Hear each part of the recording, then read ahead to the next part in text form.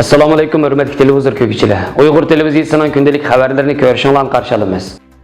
Oldi bilan xabarlarimizning muhim mazmunlarini tanishtiramiz. Vatandan yana bir musibat. Dünya Uyg'ur qurultiyining Uyg'ur haftalik faoliyati g'arblik oxirlashdi. Uyg'ur masalasi 2020-yillik Amerika prezidentlik saylovida hal qilg'uch temalarning biriga aylandi. Yaylatig'ida musulmon turk dunyosining uchrashuvi o'tkazilmoqchi. Tövəli dehqonlar xabarlarimizning tafsiliy mazmunlarida bo'lsin. Uyg'urning eng suyimli kishilaridan biri, tiz bükməz diyarımız Xotanning g'ururi. Əsərlər bilan elning yig'isiga yig'lab kulkisi kulgan yozuvchi Nur Muhammad To'xti 2019-yil 6-oyning 2-kuni oilasiga o'lik holda topshirib berildi. Marhum yozuvchi vafot bo'lishidan 70 kun burun so'raydigan gap bor degan bahona bilan soqchixonaga elib ketilgan. Elib ketilgan kunida kasal qo'zg'alib qolgan. Ammo doktorning tekshirishiga navbat tegmay 70 kun saqlatilgan va 6-oyning 2-kuni jasadi berilgan. Jasad berilganda putlardagi kishan tex elib etilmagan. Marhumning lagerda yoki lagerdagilar qamalgan bir doktorxonada qazo topganligi yoki so'roqda qiynoqqa ilinib o'lib ketgani aniq emas. Ammo tutqun jarayonida o'lib ketgani aniq. Alloh marhum ustozning yotgan yerini jannat qilg'ay. Nur Muhammad To'xti 1949-yili 12-oyda Xotanning Tavakkul yezisida tug'ilgan. 1966-yili Xotan shahrida to'liq o'rta maktabni bitirgandan keyin bir mezgil dehqonchilik bilan shug'ullangan. 1973-yildan 1977-yilgacha atalmish Shinjon universitetining matematika fakultetida o'qigan. O'qish bitirgandan keyin ilgari keyin bo'lib Xotan pedagoga oliy texnikumida o'qituvchi, Xotan viloyatlik partikomda katib, Shinjon yozuvchilar jamiyatining kasbiy yozuvchisi bo'lib ishlagan. Garchi u kichikidan boshlab adabiyot qiyrisman bo'lsa-mu, lekin uning adabiy ijodiyati kechikib boshlangan. Biz uning keyingi mo'l o'zdeksiz tirishgan ijodiyat hayotiga nazar solgan chig'imizda uning ijodiyatining kechikib boshlanganligini qandaqdir keyin qilish emas, balki keyingi mo'l ijodiyat hayot uchun kuch, jug'lanma to'plash bosqichi ekanligini bayqaymiz. U hozirga qadar 5 parcha post, 50 necha parcha hikoya, bir nasrlar to'plami, 30 parchaga yaqin adabiy axborot, adabiy xotira, qissa va aslimlarni e'lon qilib, ro'shan xarakterlik personajlar obrazini yaratish, reallikni aks ettirishdagi o'zgachilik, o'qirmanlarni hayajon solgan kayfiyat ta'sirat paydo qilish jihatlarida o'zgacha yo'l tutgan, bo'libmi til ishlatish, bayon san'atida o'ziga xos uslub shakllantiradigan ta'sir kuchi zo'r yozuvchilarning biri bo'lib qolgan. Yozuvchi Nur Muhammad To'xti 1984-yili Qashqadaryoda e'lon qilingan Bo'ynoq haqida xotirlar nomli asari bilan adabiy ijodiyat sepiga qo'shilgandan tortib, o dunyodagi so'roq, 5 tup sevgi terak, ajoyib kasbiy oila, oltin, Sexisan Anadaryo yo'rinqash qatorliq hikoyalari, Shoh Mashrab Xotanda, Qo'shtog'dagi mushoira, 6 kunlik podshoh qatorliq munavvar tarixiy hikoyalari, Omonat, Shahlo ko'z, Cho'l o'g'li, Qarlig'ash uv solgan ayvonda nomli posteri, kulib ko'rganlar va ko'rib kulganlar nomli nasrlar to'plamini e'lon qilib, jamiyatda kuchlik inqos qo'zg'agan va o'zidagi adabiy jug'lanmani namoyon qilgan.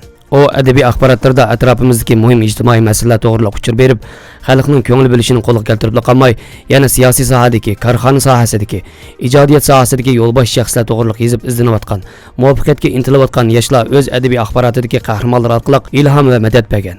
Amaliy turmushdagi nachar odatlarni nihoyat ustalik bilan kishilarga to'nitgan. Jamiyatda bo'layotgan saxovatlik yaxshi ish, yaxshi faoliyatlarni kishilarga bildirib, ularning qalbini illatgan va ularning insonparvarlik ruhini o'rg'atgan. Bu musibatga qarata Sharq Turkiston informatsion markazining raisi Abdulil Qarqash bayonot e'lon qilib, Xitoy kommunistlarining pardozlab atalgan atalmish tarbiyalash markazi amaliyotda fashist jazo lageridan boshqa narsa emas. Buni xalq suygan Nur Muhammad To'xtining fojialik o'limi yana bir qatim isbotlab turibdi. 70 yoshga kirgan bir bovayning shahid bo'lgandimi put qo'lida ko'yza. Nima degan dahshat ko'rinib turibdiki, Xitoy hokimiyati razil siyosatining badalini to'laydi. Pat fursatda halok bo'ladi dedi.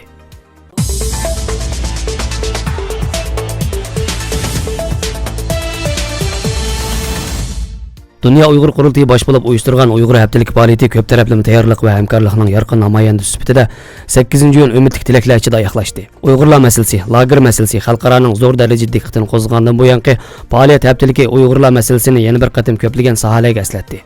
Uyg'ur haftaligi Dünya Uyg'ur qurultiyining xalqarodagi har qaysi faoliyat so'rinlarida Uyg'ur davosini izchil davom ettirishdagi tirishchanligi to'liq muayyanlashtirilgan. Bo'libmi 2019-yillik demokratiya mukofotining Dünya Uyg'ur qurultiyiga taqdim qilinishi bu nuqtani yana bir qatim isbotladi. Dünya Uyg'ur qurultiyi Uyg'ur haftalik faoliyatida Uyg'urlar duch kelayotgan kriz va uningga qarshi tadbirlar temasida maxsus 2 kunlik muhokama yig'ini ochgan bo'lib, bu yig'inga Amerika va Yevropadan kelgan ko'plagan mutaxassislar va faoliyatchilar ishtirok qilgan bo'lib, Xitoy hukumatining Uyg'urlarni bostirishiga doir turli dalillar, her sahaning bu meseleге bo'lgan inkosi, ilm sohasining bu meseleге aralashishi va ularning o'ziga xos ravishda bu meseleге inkos qaytarishi, shuningdek bu masalalarni hal qilishning chora-tadbirlar qatorliq temalar bo'yicha ayrim-ayrim muhokama va suhbatlar o'tkazildi. George Washington Universitetining professori, Uyg'urshunos Sean Roberts ilmiy sohaning Hozir Uyg'urlar duch kelayotgan ijtimoiy krizisga inkas qaytirish masalasi to'g'riliq to'xtalib, ilm sohasidagilar normalda bu xildagi himoyachilik harakatlarga aralashib qolishni ancha xalab ketmaydi. Ammo hozir Uyg'urlar uchrayotgan krizis masalasi o'tirg'i chiqqandan keyin dunyoning har qaysi joylaridagi Uyg'ur tadqiqoti bilan shug'ullanayotgan olim mutaxassislarning hammasi bu ishga boshchilab kirishib ketdi. Uyg'urlar duch kelayotgan fojianing og'irligi buningdagi bir muhim sabab. Hozir tarixshunoslik, insonshunoslik, siyosat ilmi qatorliq sohalarning hammasida kishilar bas-basta bayonotlarni e'lon qilib, murojaatnomalarga imzo qo'yotdi. Bizning bu vaqtdagi bayonotimizga allaqachon 42 davlatdagi 716 nafar olim mutaxassis imzo qo'ydi. Hozir bu son kun sari ish mengyotdi.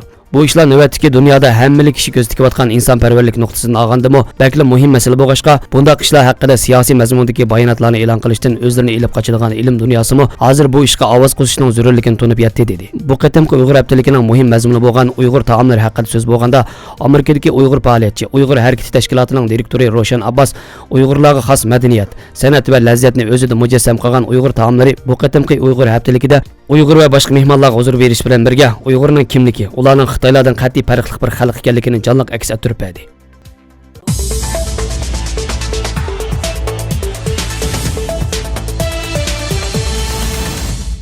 Uyg'ur masalasi Amerikaning 2020-yillik prezidentlik saylovida Demokratlar partiyasining kuchli nomzodi, sobiq muavin prezident Jo Bayden bilan hozirgi prezident Cumhuriyetchilar partiyasining nomzodi olan Trumpning saylanishiga ta'sir ko'rsatadigan eng muhim omillarning biriga aylandi. Jo Baydenning o'tgan oyda Xitoy Amerikaga raqobatchi emas degan so'zi kuchli norozilik qo'zg'agan bo'lib, taratqular uning o'g'li Xatir Baydenning Xitoyning Uyg'urlarni kuzatish texnika shirkatiga mablag' sag'anligini oshkorlagandan keyin Cumhuriyetchilar va demokratchilar tomonidan o'rtaq kuchli tanqidga duch kelgan edi. Amalsiz qolgan Jo Bayden oldingi kuni Xitoyning Uyg'ur musulmonlarga qaratgan siyosatini tanqid qilaman deb so'zlagandan keyin Cumhuriyetchilarni yoqlaydigan fokus xabarlari "Sen bir yolg'onchi, muavin prezident bo'lgan vaqtingda Xitoyni qo'llovchi, o'g'ling Xitoy bilan hamkorlashib Uyg'urlarni bostirgan shirkatdan foydali bo'tadi. Sen prezident bo'lishga naloyiq" dedi. Xabarning muhim yeridan biri shuki, riyosatchi Jo Baydenni Twitterda Xitoy Jo deb hashtag yasab, dunyoga sazoyi qilishni tashabbus qilyapti. Kuzatuvchilar Jo Baydenning Xitoyga bo'lgan ilgirki pozitsiyasi va o'g'lining Uyg'urlarni nazorat qilgan shirkatga mablag' sag'anlik sababli 2020-yillik saylovda mag'lub bo'lganligini ta'kidlamoqda.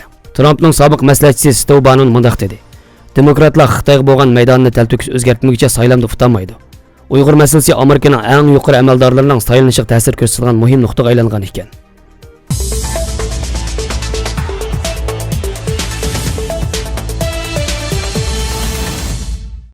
Hatayning Yayla Teg'i noyisida 6-7 iyul kunlari o'tkazilgan musulmon turk dunyosi uchrashuv faoliyati o'tkazildi ekan.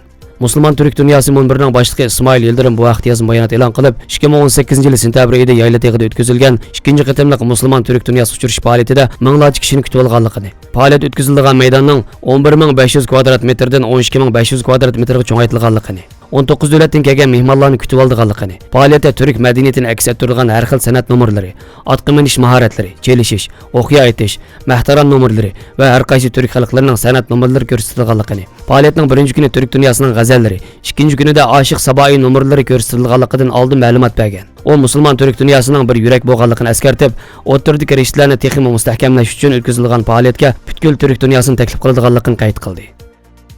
Xabarlarimizni ko'rganinglarga rahmat. Ko'rishguncha omon bo'linglar. Xayr xo'sh. Allohga omonat.